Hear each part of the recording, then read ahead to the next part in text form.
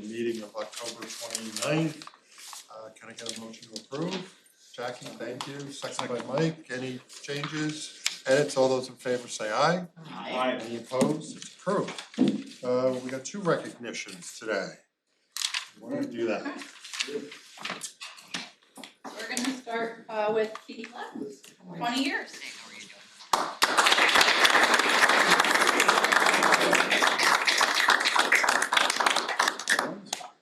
All right, so Keith was working at Albany Medical Center as a special support associate, and he used to take CDTA to and from work. He was a bus operator back home in Guyana, and he would often ask our bus operators, hey, is CDTA hiring?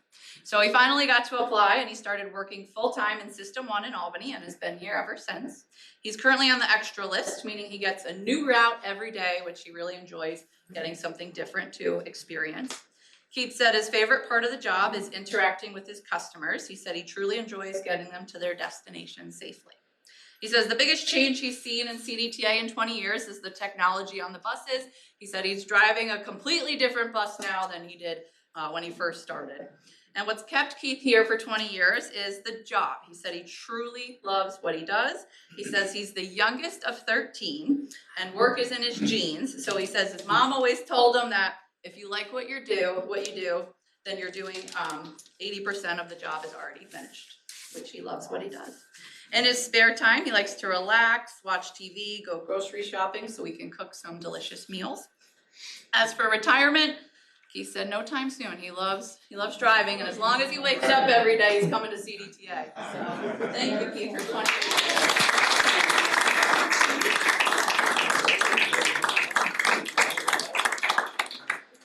I just want to add one thing about Mr. Levins. In 20 years, he has never called in sick once. Oh. That's amazing.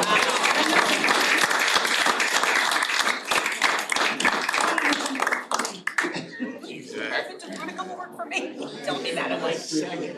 Oh my God, I got people that call out once a week. And oh, by the way, you can't be wrong. Congratulations. All right, next we have Jefferson Young, a bus operator in Troy, celebrating 25 years.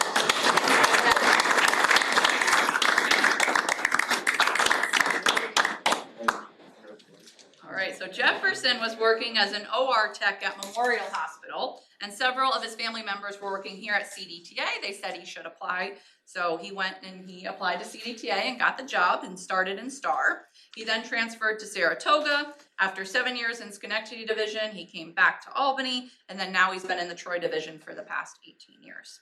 He currently operates the 22, which connects downtown Albany to the city of Troy, and he said he loves this route and he loves the customers that he gets to see every day. He says his favorite part of the job has always been his co-workers. They make it enjoyable for him to come to work every day, and they have great camaraderie over in Troy.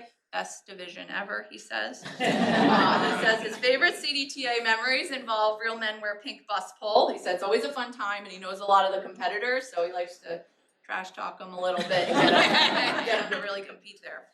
One of the biggest reasons Jefferson has stayed with us over the years is because of the ability of work-life balance that we offer. Another reason, he says, is the great supervisors he works with, and he makes coming to work very enjoyable for him. In his spare time, he loves to hang out with his 12 grandchildren. Says it's the best part of his life. Him and his wife also love to travel. They've been to Cancun, Italy, Jamaica, and they're headed to Barbados next month. Jefferson, thank goodness, has no plans of retiring. He's got a good 10 years in him, he says, so that's good for news for us. Congratulations, Jefferson.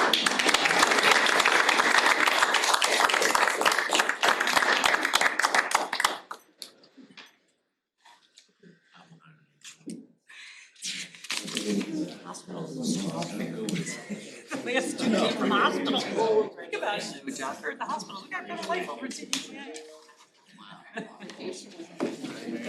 I never go anywhere.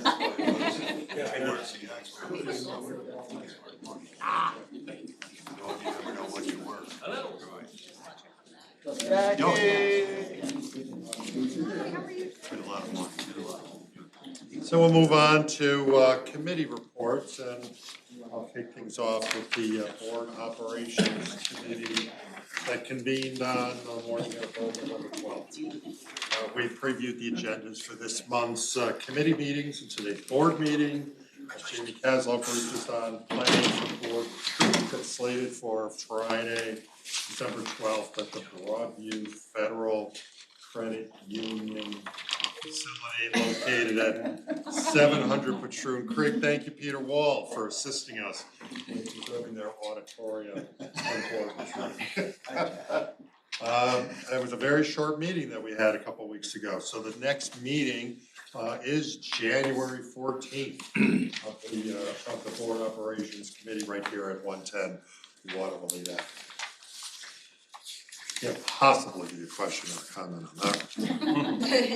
So we'll move on to the Performance Monitoring Audit Committee, Denise Figueroa. Okay, thank you, Mr. Chairman. We have one consent agenda item from the meeting the committee met on November 19th here at 110 Waterloo Avenue and on Microsoft Teams. The first item is the approval of a contract award to accept state funding presented by Melissa, which was presented by Melissa Shanley.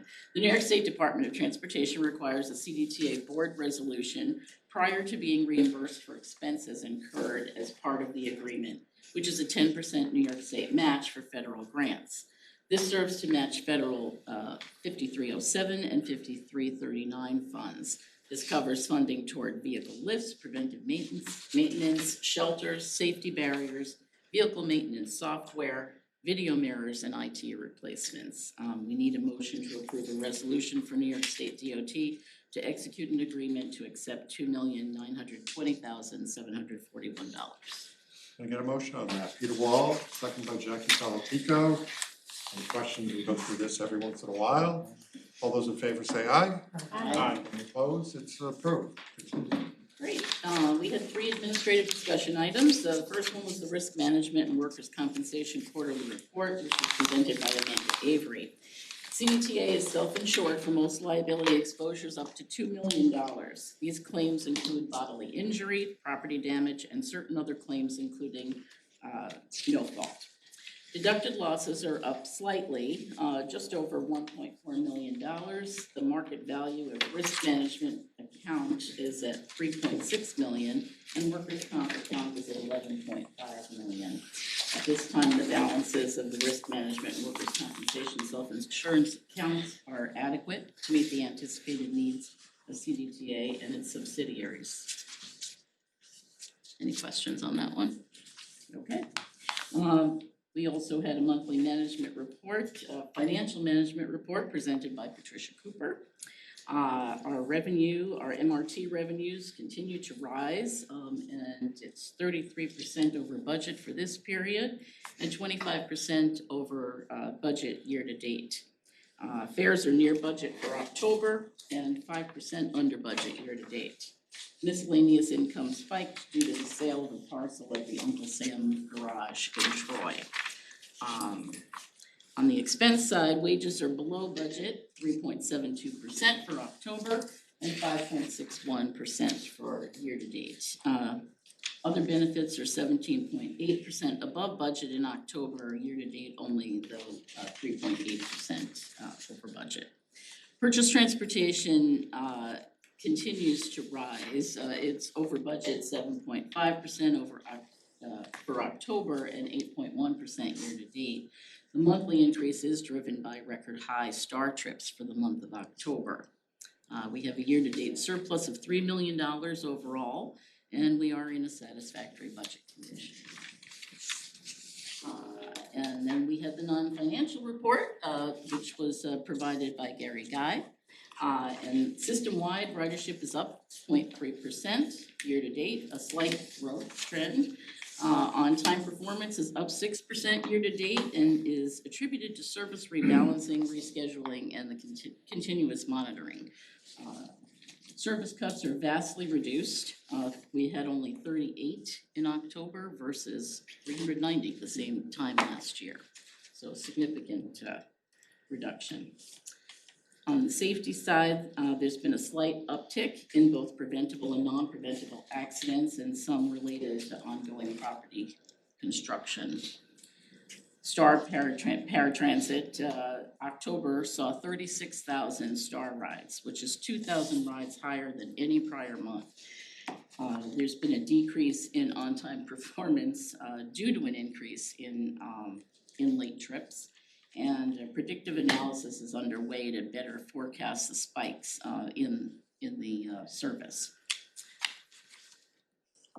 And on the final thing is customer comments. Feedback volume was up 32.5% year over year.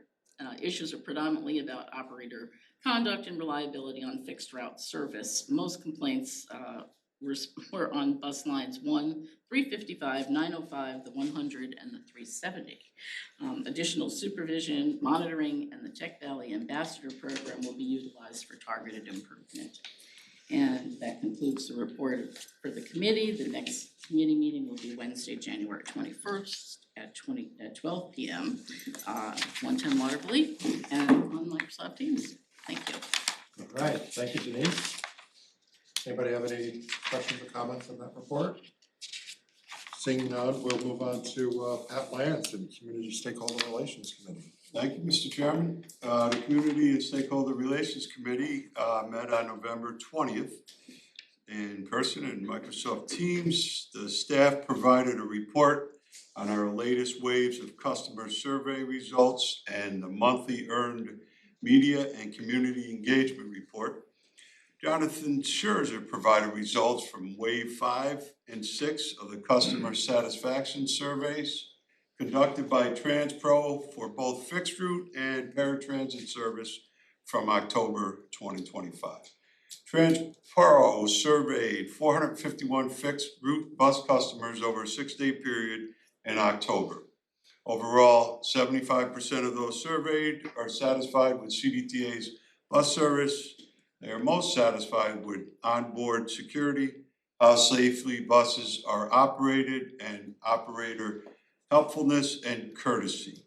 They are least satisfied with bus shelter cleanliness, personal security at bus stops, access to information about unexpected delays, and access to information about planned service changes.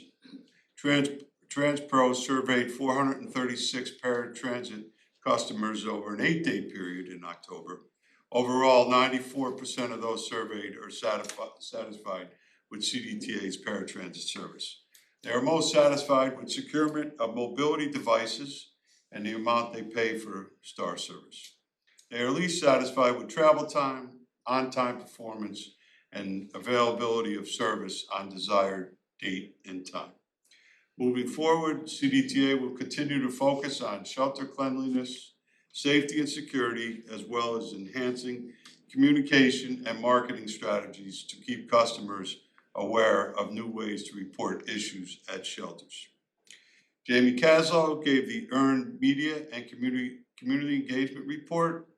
Over the last month, we sent 3 press releases resulting in 12 stories across multiple media channels.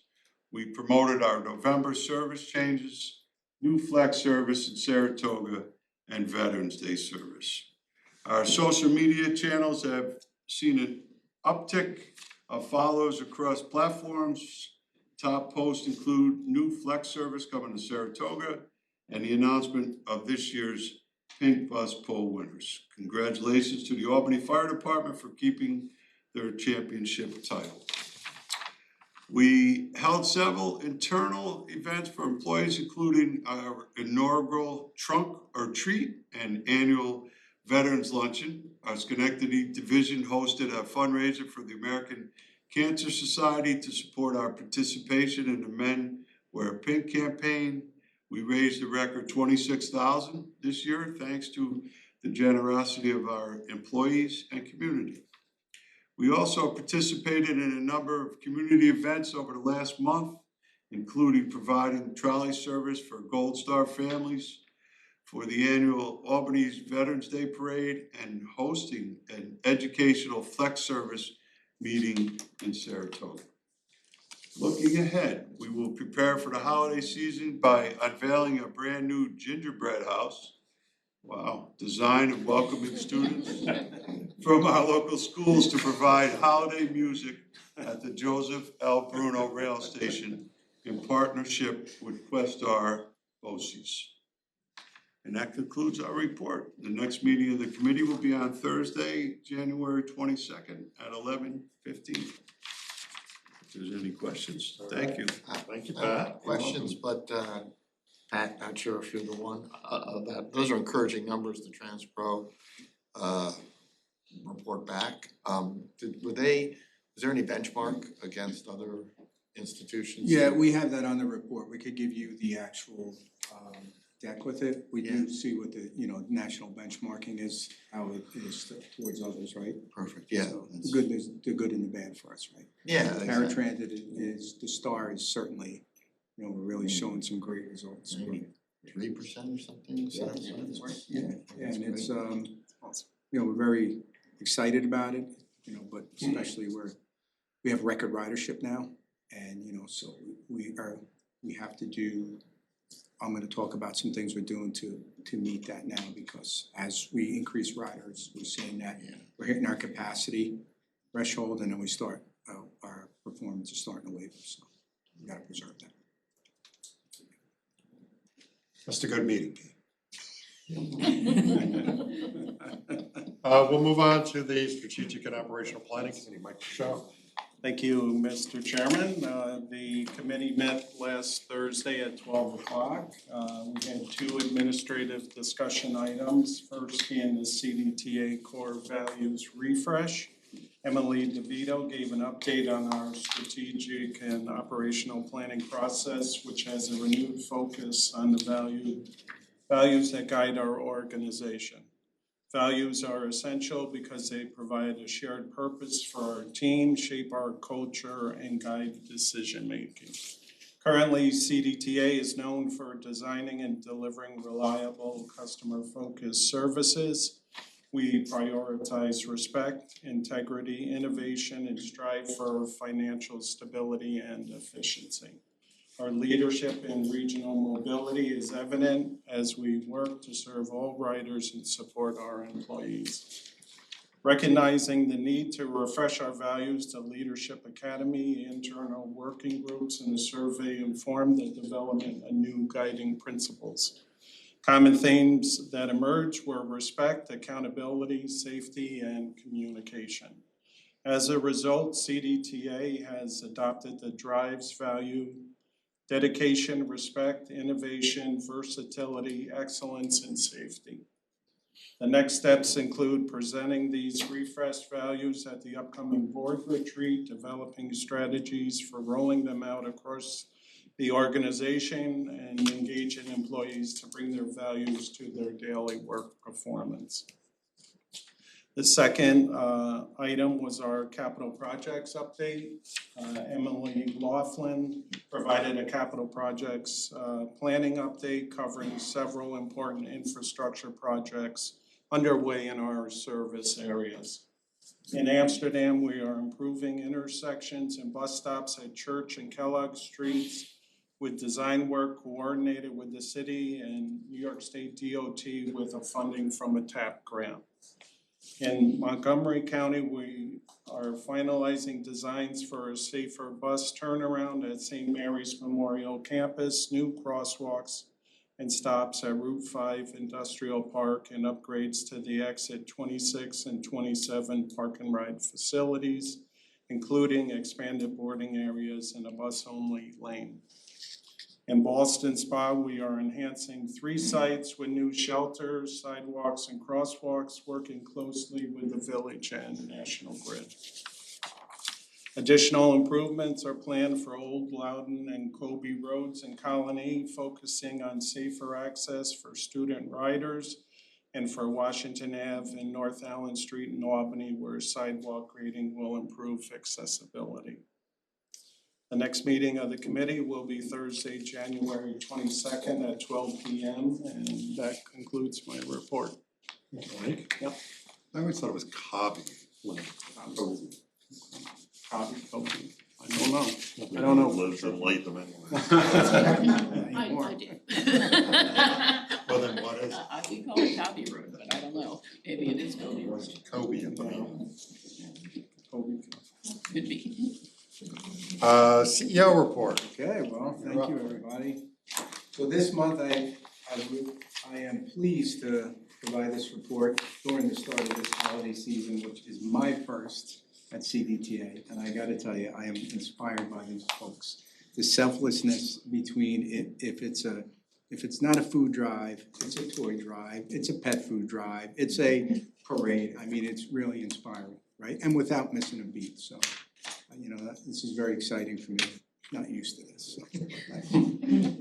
A couple of highlights, right? Under our Chief Operating Officer's leadership, Chris Desney, the team is prepared for the launch of the November 30th service realignments, okay? They are fully aware of what's at stake here. They have a plan, they have contingencies, and they're ready to go. So thank you, Chris, thank you, team, for this. This is critical as we advance these stages, especially with this flex service, which is truly the future, right? I want to definitely recognize the significant work that Jonathan Scherzer's team and Emily DeVito have done here, because the outreach and the public engagement has proven to be significant but critical here. So thank you to both of these teams, right? We're making some progress in our strategic priorities through our working groups. Just a couple examples this month, we're launching a Instacart pilot for our Star customers, something that's exciting. A benefit we think is gonna help our customers, but also help us run more efficient. So we'll provide some more reports as this deploys. And then also we had our first maintenance commendation breakfast. So, and I think it's the start of, this is the work that came out of our employee recognition group, right? One of the small things coming out of that. So things like this are really happening out there. The team's embraced it. So I thank everybody for their efforts, and I hope the employees recognize this, right? And I think they will. To the vein of Star and Flex, I want to highlight that Rich Cadero's role has been expanded. Okay, Rich will now be the Director of Service Quality and Mobility Operations, right? He's going to continue to champion reliable, cost-effective fixed route service, but he's going to take an active role in Star and Flex. And this is critical because both of these are, as you're seeing, Flex. Star is growing, Flex is becoming more prominent, and we really need to focus in on these areas. And then also we have an RFP that we're going to be prepared for in 27 for Star. So we really need to be deliberate, understanding what we need before we put that RFP out. So Rich, we appreciate all the hard work, but get your saddle because thank you. Good luck to you. There was mention about the core values. This is part of our success plan, CDTA's success plan. I'm excited about these refreshed core values. I'm excited that they were developed by our team, our employees, and it is my job. I take the responsibility. I said I was told and tiered, but it's my responsibility to make those core values come to life, and I don't take that lightly, right? So I look forward to discussing this further during our board retreat. So, and finally, in a major achievement this month, this entire team, we came from an opportunity, an idea, and the whole team grabbed it and ran with it. So we were awarded $31.7 million through a federal grant for the 25-26 fiscal year low-no emissions grant program and the fiscal year 25 buses and bus facilities program from the FTA. This is humongous for us. Although this is capital money, this helps us preserve our capital funds, it does help us with some of our 5307. And moreover, it's not only a bridge with our hybrid buses, a bridge technology to our zero emission, but it also provides us for sorely needed EAM systems that will provide efficiency and accountability for us through here. So I just want to commend everybody for it. And in New York, we were only one of 5 who received it the second highest. And we received almost triple of what the MTA in New York did, so.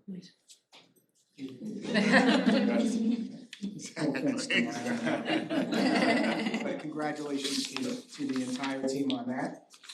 Just back to business. Overall, as mentioned, we're still cautiously optimistic, guarded, but on our financial stability, right? We continue to with our rebalancing, and we're well into the advocacy part of this year's budget. We've had some calls, we have some meetings set up right after the holidays. So, you know, we're out there hitting the ground, and Trish is well into developing the budget. So, you know, that's gonna be one of our main focus over the next few weeks. And just some highlights coming up, we mentioned the board retreat, December 12th at Broadville Federal Credit Union. So Peter, thank you for, it's 1 penny is the rent for the day. And we're excited, the whole team's excited. I've been really working hard on the success plan. It's a lot of work, and I appreciate the entire team, your diligence here. And we will also once again partner with Questar BOCES to bring the holiday cheer to the Joseph L. Bruno Station beginning Friday, December 5th.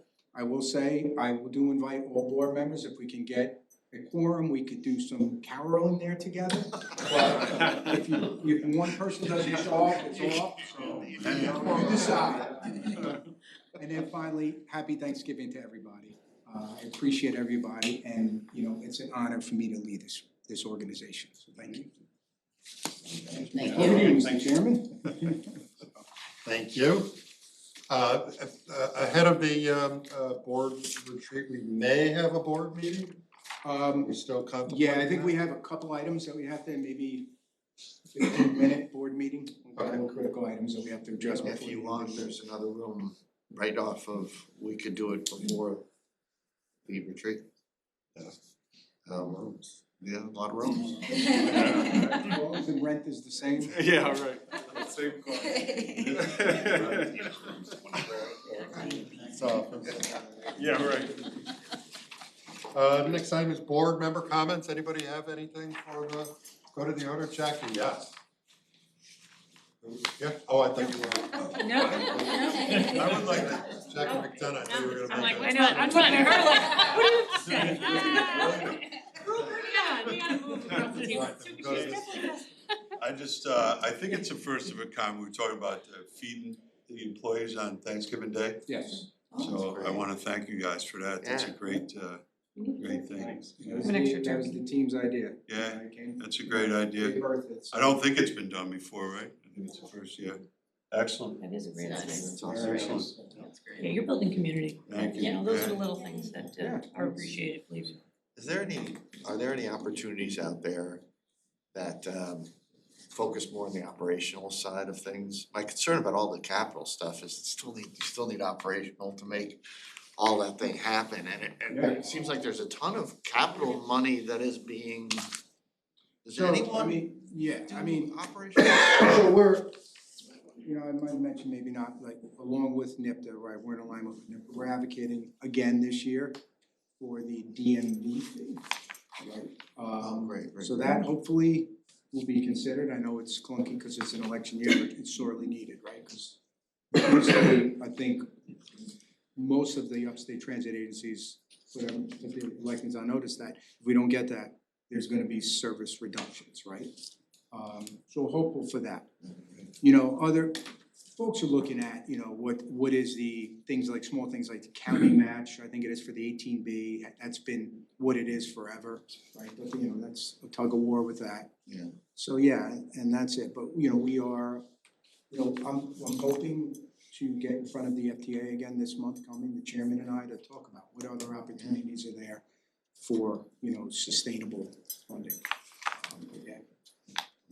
It's great that Yeah, we but just assume that there would need to be, you're being creative about, you know, we can get some new buses, new equipment, new this, but probably. yeah, and things like jack that, up though, the that operating. preserves our operating budget, right? Yeah, Like but said then I earlier imagine on that, you know, if we keep increases. investing in our capital investments, that helps preserve our operating budget, cause if we start often putting good money into bad assets, you know, then we're done, right?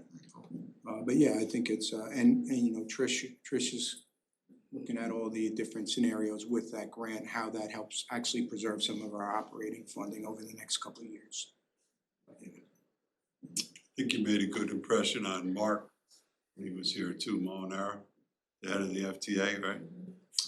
Yeah, I think so, and we're looking forward to it. Hopefully, we're gonna get back in front of him again Yeah. to show him some of the work we've done since he's been here, and then let him know what we're gonna be doing with this grant money, and then, you know, ask what other opportunities are out there for Yeah. us. So, Excellent.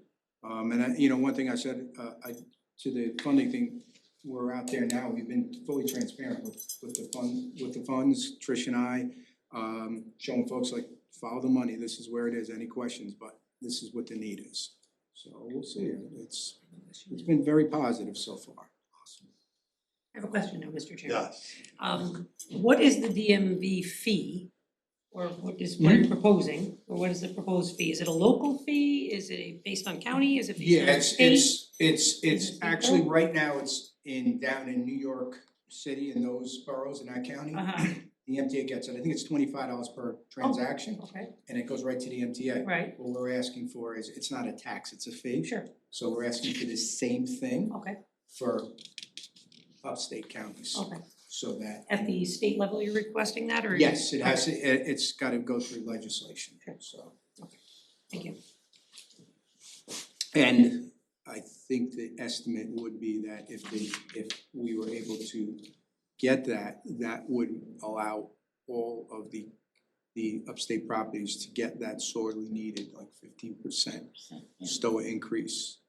But I think it would take us into the following year. Is it on new driver's licenses? Is it on I think it's all re-registering just cars? registration, Just as far as I know, we can get more details, but as far as I know, it was just renewals and new registrations, there's that $25 fee. And if folks don't wanna renew, they can take CDTA. That's right. Win-win. You know, Anything else? With that, we're gonna convene an executive session to go over a legal matter. Yeah, legal matter. A legal matter, we need a motion to convene executive session. Jackie, thank you for your second. All those in favor say aye. Aye. Believe it's not gonna take very long, so. Shouldn't. Okay.